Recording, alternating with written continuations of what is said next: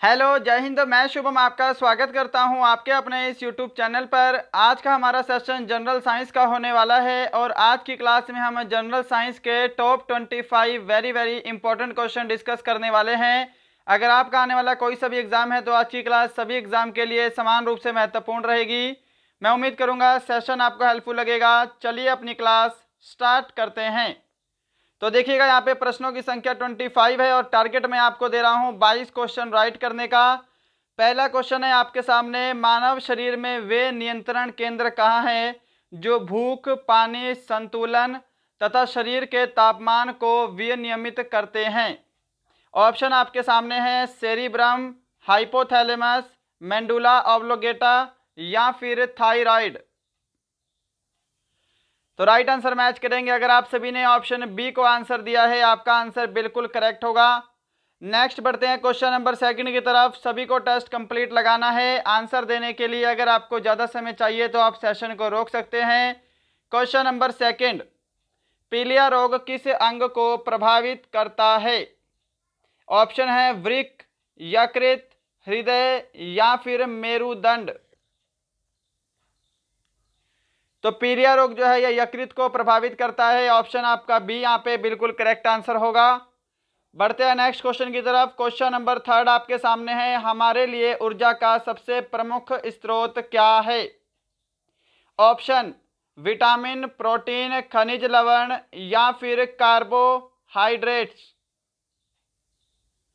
तो हमारे लिए ऊर्जा का सबसे प्रमुख स्रोत क्या है? कार्बोहाइड्रेट्स होगा। ऑप्शन डी आपने राइट आंसर दिया है। क्वेश्चन नंबर 4 आपके सामने है स्क्रीन पर। अत्यधिक व्यायाम करते समय हमारी टांगों में जिस पदार्थ के संचय के कारण ऐंठन होती है वह क्या है? ऑप्शन है एसिटिक अम्ल, नाइट्रिक अम्ल, लैक्टिक अम्ल या फिर इनमें से कोई नहीं। प्रश्न है, किस पदार्थ के एकत्रित होने से हमारे शरीर में ऐंठन होती है? बिल्कुल करेक्ट आंसर ऑप्शन सी रहेगा, लैक्टिक अम्ल। अगर आप सभी ने ऑप्शन सी को आंसर दिया है तो आपका आंसर करेक्ट है। नेक्स्ट बढ़ते हैं क्वेश्चन नंबर 5 की तरफ। आपके सामने केचुए का प्रमुख श्वसन अंग क्या है? ऑप्शन है हृदय, नाक, गिल्स या फिर त्वचा। तो केचुए का प्रमुख श्वसन अंग त्वचा है। ऑप्शन डी आपका यहाँ पे करेक्ट आंसर होगा। अगर आप सभी ने ऑप्शन डी को आंसर दिया है, आपका आंसर करेक्ट है। बढ़ते हैं नेक्स्ट क्वेश्चन पे। क्वेश्चन नंबर 6 है आपके सामने, विकास का सिद्धांत किसके द्वारा प्रतिपादित किया गया? वेरी वेरी इंपॉर्टेंट क्वेश्चन है। ऑप्शन है चार्ल्स डार्विन, न्यूटन, अरस्तु या फिर रॉबर्ट हुक। तो ध्यान रखिएगा, अगर आपने इसका राइट आंसर ऑप्शन ए को दिया है चार्ल्स डार्विन, आपका आंसर करेक्ट होगा। विकास का सिद्धांत चार्ल्स डार्विन के द्वारा प्रतिपादित किया गया। नेक्स्ट है क्वेश्चन नंबर 7 आपके सामने स्क्रीन पर। मलेरिया रोग उत्पन्न करने वाला कारक क्या है? आंसर जल्दी से दीजिएगा। ऑप्शन है जीवाणु, प्रोटोजोआ, कवक या फिर विषाणु। तो ध्यान रखिएगा, मलेरिया रोग उत्पन्न करने वाला कारक क्या है? प्रोटोजोआ है। ऑप्शन इसका बी जो है ये बिल्कुल करेक्ट आंसर होगा। नेक्स्ट बढ़ते हैं क्वेश्चन नंबर 8 आपके सामने है, वह धातु जो कमरे के ताप पर द्रव के रूप में पाई जाती है क्या है? ऑप्शन आपके सामने है। आंसर देने के लिए समय चाहिए तो सेशन को रोकिएगा। लास्ट में सभी का स्कोर कमेंट बॉक्स में चाहिए। इसका राइट आंसर मैच करेंगे। ऑप्शन डी करेक्ट आंसर होगा। पारा ऐसी धातु है जो कमरे के ताप पर द्रव अवस्था में पाई जाती है। नेक्स्ट है क्वेश्चन नंबर 9 आपके सामने स्क्रीन पर, दूध से क्रीम पृथक करने की विधि क्या है? ऑप्शन है अभिकेंद्रण, अपकेंद्रण, संघनन या फिर ऊर्ध्वपातन। दूध से क्रीम को अलग करने की विधि क्या है? ऑप्शन आपका यहाँ पे बी करेक्ट आंसर होगा, अपकेंद्रण। अगर आप सभी ने ऑप्शन बी को आंसर दिया है तो आपका आंसर बिल्कुल करेक्ट होगा। नेक्स्ट बढ़ते हैं क्वेश्चन नंबर 10 की तरफ। आपके सामने है स्क्रीन पर, अमीटर का प्रतिरोध होता है। 1 एम्पियर मीटर का प्रतिरोध क्या होता है? तो एम्पियर मीटर का प्रतिरोध क्या होता है? 1 ओम मीटर का प्रतिरोध 0 होता है। आपका ऑप्शन सी जो है ये बिल्कुल करेक्ट आंसर होगा। क्या सभी ने ऑप्शन सी को आंसर दिया है? चलिए क्वेश्चन नंबर 11, फिटकरी तथा शोरा में कौन सा प्राकृतिक अम्ल पाया जाता है? ऑप्शन है सल्फ्यूरिक अम्ल, इलेक्ट्रिक अम्ल, यूरिक अम्ल या फिर नाइट्रिक अम्ल।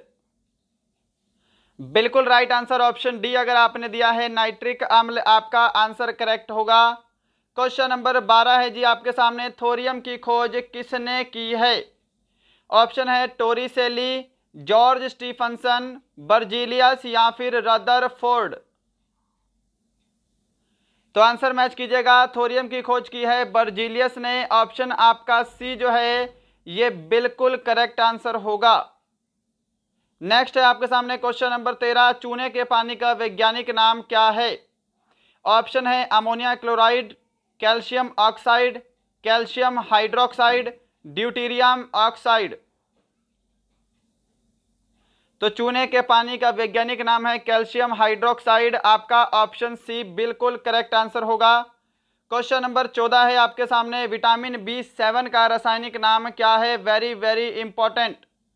ऑप्शन है साइनोकोबाल्मिन, पायरिडॉक्सिन, पेंटोथोनिक अम्ल या फिर बायोटिन। विटामिन B7 का रासायनिक नाम क्या है? बिल्कुल सही आंसर ऑप्शन डी रहेगा, बायोटिन। अगर आपने आंसर दिया है आपका आंसर करेक्ट है। नेक्स्ट बढ़ते हैं क्वेश्चन नंबर 15 की तरफ। दीर्घ रेडियो तरंगों की खोज किसने की है? ऑप्शन है मार्कोनी, हर्शल, रिटर या फिर बैक्वेरल। दीर्घ रेडियो तरंगों की खोज किसने की है? सही जवाब ऑप्शन ए रहेगा इसका, मार्कोनी। अगर आपने आंसर दिया है आपका आंसर करेक्ट है। क्वेश्चन नंबर 16 की तरफ चलते हैं। रक्त की मात्रा शरीर के भार का कितना प्रतिशत होती है? ऑप्शन आपके सामने है, जल्दी से आंसर देने का प्रयास करेंगे। तो आंसर मैच कीजिएगा। ऑप्शन ए आपका करेक्ट आंसर होगा 7%। क्वेश्चन नंबर 17, लाल रक्त कण को क्या कहा जाता है? या फिर यूं बोले कि जो आरबीसी है इसका अन्य वैज्ञानिक नाम क्या है, साइंटिफिक नेम क्या है? तो आरबीसी को बोला जाता है एरिथ्रोसाइट। ऑप्शन आपका यहां पर बी करेक्ट आंसर होगा। क्वेश्चन नंबर 18 की तरफ चलते हैं, जल्दी से आंसर देंगे। परमाणु न्यूक्लियस बने होते हैं। ऑप्शन आपके सामने है जी। अगर आपको आंसर देने के लिए समय चाहिए तो आप सेशन को रोक सकते हैं। जल्दी से इसका आंसर दीजिएगा। परमाणु न्यूक्लियस किसके बने होते हैं? तो परमाणु के न्यूक्लियस में प्रोटॉन और न्यूट्रॉन होता है। ऑप्शन आपका डी बिल्कुल करेक्ट आंसर होगा। क्या सभी ने ऑप्शन डी को आंसर दिया है? चलिए क्वेश्चन नंबर 19 है आपके सामने, निम्नलिखित में से किसमें सिल्वर नहीं होता है? ऑप्शन है German silver, horn silver, Ruby silver या फिर लूनर कास्टिक। इनमें से किसमें सिल्वर नहीं होता है? तो राइट आंसर इसका ऑप्शन ए रहेगा, जर्मन सिल्वर में सिल्वर नहीं होता है। यह ध्यान रखिएगा। ऑप्शन ए आपका करेक्ट आंसर होगा। क्वेश्चन नंबर 20 है सामने, निम्नलिखित में से कौन सी धातु अन्य धातुओं के साथ अमलगम बनाती है? ऑप्शन है सीसा, जिंक, टीन या फिर पारद। तो अमलगम में एक पदार्थ सदैव पारा होता है। ऑप्शन डी आपका करेक्ट आंसर होगा। जिन्होंने ऑप्शन डी को आंसर दिया है उनका आंसर करेक्ट है। नेक्स्ट है क्वेश्चन नंबर 21, किसे धातुओं का राजा कहा जाता है? लोहा, चांदी, एल्यूमिनियम, सोना। तो धातुओं का राजा बोला जाता है सोने को। ऑप्शन आपका डी करेक्ट आंसर होगा। सोने का लैटिन नाम भी आप सभी को पता होना चाहिए, क्या है? ऑरम है। शॉर्ट फॉर्म में एयू लिखा जाता है। क्वेश्चन नंबर 22 है, निम्नलिखित में से कौन सी किस्म कोयले की किस्म नहीं है? ये आपको बताना है कौन सी किस्म कोयले की किस्म नहीं है। बिटुमिनस, लिग्नाइट, पिट या फिर डोलोमाइट। तो यहाँ पर ऑप्शन डी आपका करेक्ट आंसर होगा। डोलोमाइट जो है यह कोयले की किस्म नहीं है, बाकी ये तीनों जो है ये कोयले के प्रकार हैं। क्वेश्चन नंबर 23 है सामने स्क्रीन पर, स्टेनलेस स्टील मिश्र धातु में कौन सा तत्व नहीं होता है? ऑप्शन आपके सामने है, आंसर देने के लिए समय चाहिए तो सेशन को रोकिएगा। तो देखिए स्टेनलेस स्टील में क्या है, टंगस्टन नहीं होता है। ऑप्शन डी आपका करेक्ट आंसर होगा। अगर आप सभी ने ऑप्शन बी को आंसर दिया है तो आपका बिल्कुल करेक्ट आंसर है। क्वेश्चन नंबर 24 है आज का सेकंड लास्ट क्वेश्चन, निम्नलिखित में से कौन सा एक ठोस स्नेहक है? जर्मेनियम, गंधक, ग्रेफाइट या फिर अभ्रक?